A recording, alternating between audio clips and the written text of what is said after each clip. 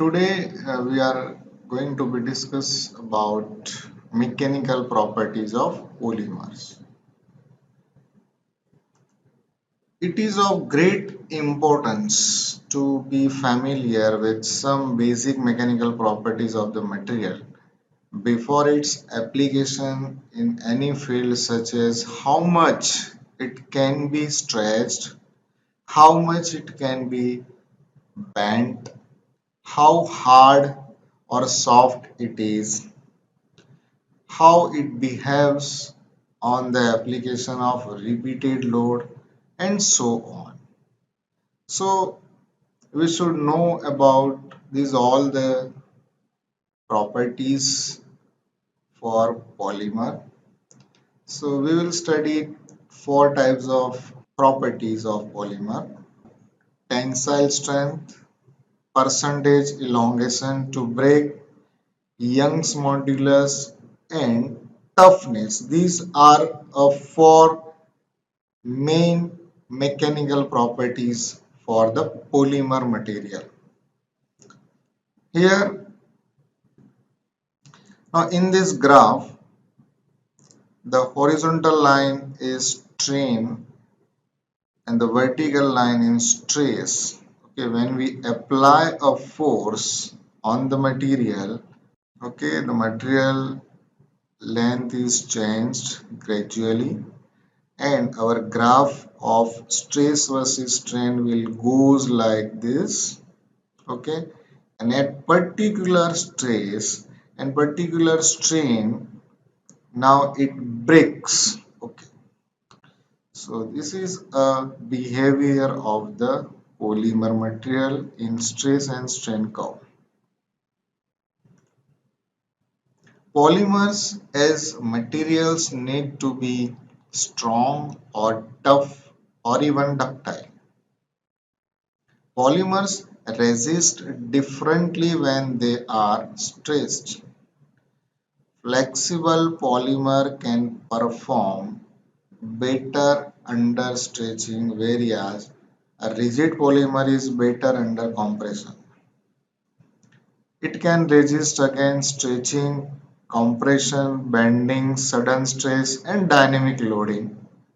With increasing molecular weight, polymer display superior properties under an applied stress. Okay, so polymers must be able to withstand the different types of load for their operation. Now, first, strength. In simple words, the strength is the stress required to break the sample. These are several types of strength, namely tensile, stretching of the polymer; compressional means compressing the polymer; flexural means bending of the polymer; torsional means twisting of the polymer; impact means hammering, and so on, different types of applied load. The polymers follow the following order of increasing the strength: linear, branched, cross-linked, and network. Now some factors affecting the strength of polymer. First one is molecular weight. The tensile strength of the polymer rises with increase in molecular weight and reaches the saturation level at some value of the molecular weight. The tensile strength is repeated to molecular weight by following equation. Here the sigma is a stress is equal to sigma suffix m minus A by m. Okay, where A is some constant and m is the molecular weight. And sigma m is the tensile strength of the polymer with molecular weight of infinity. Lower molecular weight, the polymer chains are loosely bounded by weak van der Waals forces and the chains can move easily. responsible for low strength, although crystallinity is present. In case of large molecular weight polymer, the chains become large and hence are entangled, giving the strength to the polymer. Now here the graph which shows the molecular weight and strength. When the molecular weight is increased, the strength of the polymer is increased up to this level and then it remains a constant. Second, cross-linking. The cross-linking restricts the motion of the chains and increases the strength of the polymer. Third one is crystallinity.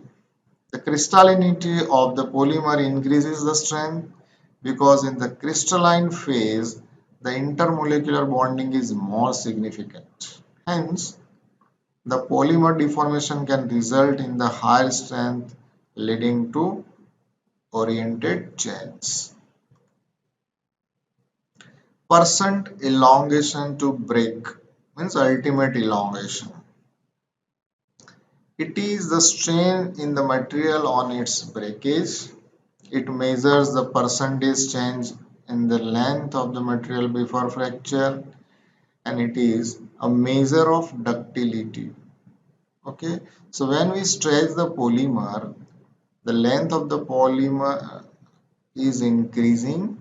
So up to certain level, then it will break. So here there are some examples for the value of elongation. Okay, so for ceramics, it have very low, less than 1% elongation. Metals have moderate 1 to 50%. Thermoplastic greater than 100% and thermosets less than 5% value of elongation to break. Now Young's modulus means modulus of elasticity or it is also known as tensile modulus. So as we know that what is stress and strain, okay, so stress is always proportional to strain and when we divide the stress by strain you will get one constant that is capital E and it is known as Young modulus. Simply Young's modulus is the ratio of stress to strain in the linearly elastic region. Elastic modulus is a measure of the stiffness of the material. Okay, so this is a behavior of the polymer under the stress and strain. The curve goes like this. So this part is a elastic property of the polymer and this part is a plastic zone of the polymer. So in elastic zone, when you find the slope E means stress versus say divided by strain, this angle, this one is a stress, this is a strain, so that this tan theta is the vertical distance by horizontal distance. That slope, that theta is known as slope, or it is also known as elastic constant or Young modulus. Now toughness. The toughness of the material is given by the area under stress strain curve. And for mathematical equation, toughness is equal to integration of sigma means stress and dE that is strain.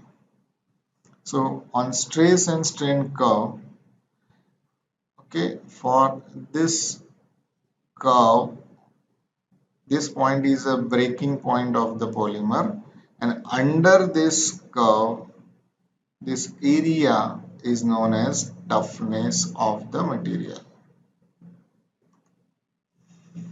Now here some examples have values of modulus and tensile strength in gigapascal and megapascal respectively.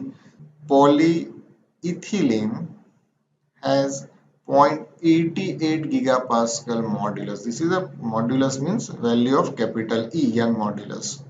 and tensile strength in megapascal. 35 megapascal is the tensile strength. Okay, and some other polymer materials and their values: elastic constant and tensile strength. Thank you for watching this video.